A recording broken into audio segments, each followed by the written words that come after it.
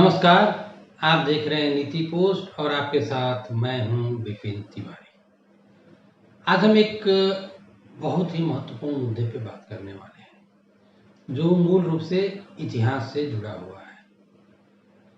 आज हम बात करने वाले हैं मोपला विद्रोह, जिसको हम मालाबार विद्रोह भी कहते हैं या मोपला नरसंहार भी कहते हैं। इस विषय के बारे में, जिसके बारे में बहुत सी अलग अलग धारणाएं हैं, अलग अलग कहानियां हैं। इसी महीने 20 अगस्त को, यानी 20 अगस्त 2021 को मालाबार विद्रोह, जिसे मोपला विद्रोह भी कहते हैं या कहीं कभी कभी मुस्लिम दंगे भी कहा जाता है, कुछ लोग इसे मोपला नरसंहार भी कहते हैं, इसको 100 साल पूरे हो गए।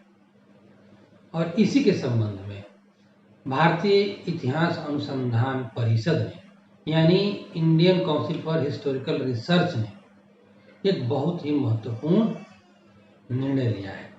भारतीय इतिहास अनुसंधान परिषद यानी ICHR ने मोपला विद्रोह का नेतृत्व करने वाले और उस पूरे विद्रोह को, जिसे नरसंहार भी कहते हैं, उसको अंजाम देने वाले 387 लोगों को भारतीय स्वतंत्रता संग्राम के बलिदानियों की सूची से हटाने का निर्णय लिया है। यानी मोपला विद्रोह में जो विद्रोही थे, जो मारे गए थे, उनको स्वतंत्रता सेनानी अब नहीं माना जाएगा, क्योंकि यह बहुत ही विवादास्पद घटना है और इस पर हमेशा विवाद उठता रहा है। इसको लेकर के ICHR ने एक 3 सदस्यों की समिति गठित की थी ताकि वह इस पर विचार करे कि इन लोगों को स्वतंत्रता सेनानी माना जाए या नहीं। ICHR की समिति इस नतीजे पर पहुंची है कि मोपला विद्रोह स्वतंत्रता आंदोलन नहीं था, बल्कि वह एक मुस्लिम धार्मिक अतिवादी आंदोलन था, जिसके कारण बड़ी संख्या में नरसंहार हुए और जबरन धर्म परिवर्तन हुआ। लोगों को जबरन धर्म परिवर्तन करा करके मुस्लिम बनाया गया। ICHR की समिति का कहना है कि मोपला विद्रोह का उद्देश्य खलीफा, जिसको इंग्लिश में कैलिफेट कहा जाता है, यानी मुस्लिम धार्मिक शासन स्थापित करना था। और यदि वह आंदोलन सफल हो जाता तो वह क्षेत्र भारत के हाथ से निकल सकता था, यानी वह जो भूभाग है तब मद्रास प्रेसिडेंसी के अंदर आता था। मालाबार का एरिया, जो वर्तमान में केरल के, उत्तर केरल के मल्लापुरम जिला में पड़ता है, वह भारत के हाथ से निकल सकता था। समिति का कहना है कि मोपला विद्रोह के बाद पूरे मालाबार क्षेत्र में, यानी अभी जो मल्लापुरम जिला है, वहां पे शरिया अदालतों की स्थापना हुई। बड़ी संख्या में हिंदुओं का नरसंहार हुआ। जबरदस्त स्तर पर जबरन धर्म परिवर्तन कराए गए। मोपला विद्रोह इतिहास का एक बहुत ही विवादास्पद एवं त्रासदीपूर्ण घटना रहा है।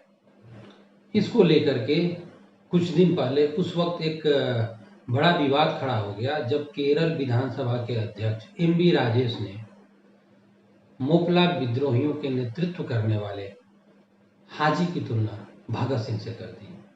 भारतीय जनता पार्टी एवं संघ परिवार ने इस पर कड़ी आपत्ति दर्ज कराई। भारतीय जनता पार्टी के पूर्व महासचिव राम माधव ने कहा कि 1921 में हुआ मोपला विद्रोह भारत में तालिबानी सोच की पहली अभिव्यक्ति थी, जिसे केरल की कम्युनिस्ट सरकार कम्युनिस्ट क्रांति के रूप में मना रही है। अब प्रश्न उठता है कि जो मोपला विद्रोह इतना विवादास्पद है कि ICHR को भी उसमें हस्तक्षेप करके बलिदानियों की सूची से, भारतीय स्वतंत्रता संग्राम के बलिदानियों की सूची से उनके नाम को हटाना पड़ रहा है, आखिर वह मोपला विद्रोह था क्या? आज से ठीक 100 साल पहले 20 अगस्त 1921 को मद्रास प्रेसिडेंसी के मालाबार क्षेत्र में मोपला विद्रोह हुआ था। कई महीने तक चले इस हथियारबंद मुस्लिम विद्रोह में, जिसे मोपला विद्रोह भी कहते हैं, उसमें 10,000 से ज्यादा लोग मारे गए। मरने वालों में 2339 विद्रोही थे, जबकि बाकी हिंदू मारे गए थे। इस पूरे घटना की जो सबसे दुखद बात थी, यह दुखद बात यह है कि जब 1921 में मालाबार क्षेत्र में मोपला विद्रोह चल रहा था, तब तत्कालीन कांग्रेस पार्टी ने इसकी निंदा करने के बजाय इसे देश की स्वतंत्रता आंदोलन से जोड़ने की कोशिश की गई। इसे किसान आंदोलन भी बताया गया। महात्मा गांधी ने भी इसकी निंदा नहीं की। कांग्रेस पार्टी इस पूरे घटना के जरिए मुस्लिम समाज का तुष्टीकरण कर और मुस्लिम लीग को खुश कर उसे स्वतंत्रता आंदोलन में अपने साथ जोड़ना चाह रही थी। इसके विपरीत भारत रत्न बाबा साहब अंबेडकर ने मोपला नरसंहार की कड़ी निंदा की। उन्होंने उसे हिंदुओं का नरसंहार बताया था, जबकि महात्मा गांधी ने एक तरह से मोपला नरसंहार के लिए हिंदुओं को ही दोषी ठहराने की कोशिश की थी, जिसको बहुत अच्छी तरीके से इन संवादों को और अंबेडकर और महात्मा गांधी के जो उस वक्त के स्टेटमेंट थे, इसको जवाहरलाल नेहरू विश्वविद्यालय के प्रोफेसर आनंद रंगनाथन ने अपनी ट्वीट में B.R. अम्बेडकर की किताबों को कोट करते हुए उल्लेखित किया है, जो आप देख सकते हैं। मोपला विद्रोह ठीक उसी वक्त हुआ था जब देश में खिलाफत आंदोलन चल रहे थे। 1919 से लेकर के 1921 के बीच में देश में खिलाफत आंदोलन चला था, जो विशुद्ध रूप से मुस्लिम धार्मिक सत्ता स्थापित करने का आंदोलन था। खिलाफत आंदोलन का भारत एवं भारत की स्वतंत्रता आंदोलन से कोई लेना देना भी नहीं था। इसके बाद भी कांग्रेस पार्टी एवं महात्मा गांधी ने खिलाफत आंदोलन का समर्थन किया था। खिलाफत आंदोलन की शुरुआत ऑटोमन साम्राज्य के जो खलीफा थे, उनको अंग्रेजी सत्ता ने प्रथम विश्व युद्ध के बाद हटा दिया था।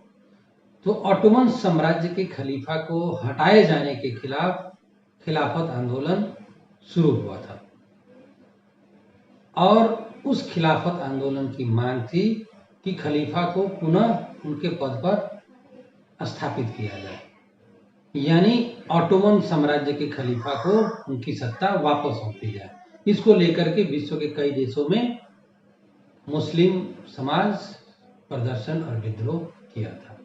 यानी जो मूल रूप से मुस्लिम धार्मिक आंदोलन था, जिसका भारत और भारत की स्वतंत्रता आंदोलन से कोई लेना देना नहीं था। वैसे भी खलीफा का मतलब होता है, जिसे इंग्लिश में कैलिफेट कहा जाता है, मुस्लिम धार्मिक शासन।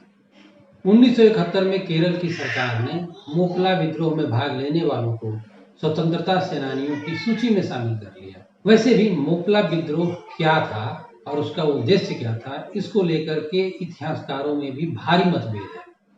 कुछ इतिहासकार इसे स्वतंत्रता आंदोलन का हिस्सा मानते हैं, कुछ इसे मुस्लिम धार्मिक विद्रोह मानते हैं, तो कुछ इसे हिंदू नरसंहार भी मानते हैं। भारतीय जनता पार्टी शुरू से ही मोपला विद्रोह को हिंदू नरसंहार के रूप में प्रस्तुत करती रही है। भारतीय जनता पार्टी का कहना है कि मोपला विद्रोह को लेकर के इतिहास को तोड़ा मरोड़ा गया है। यह केरल में हिंदुओं का पहला जिहादी नरसंहार था। यह विद्रोह खिलाफत आंदोलन के हिस्सा के रूप में शुरू हुआ और हिंदुओं के नरसंहार के साथ समाप्त हुआ। भारतीय जनता पार्टी एवं संघ परिवार का मानना है कि बिना उकसावे के हिंदुओं के नरसंहार को स्वतंत्रता आंदोलन का हिस्सा बनाना इतिहास के साथ साथ केरल के बहुसंख्यक समाज का भी अपमान है। नमस्कार, आपको हमारा ये वीडियो कैसा लगा? अपनी राय जरूर दीजिएगा। धन्यवाद।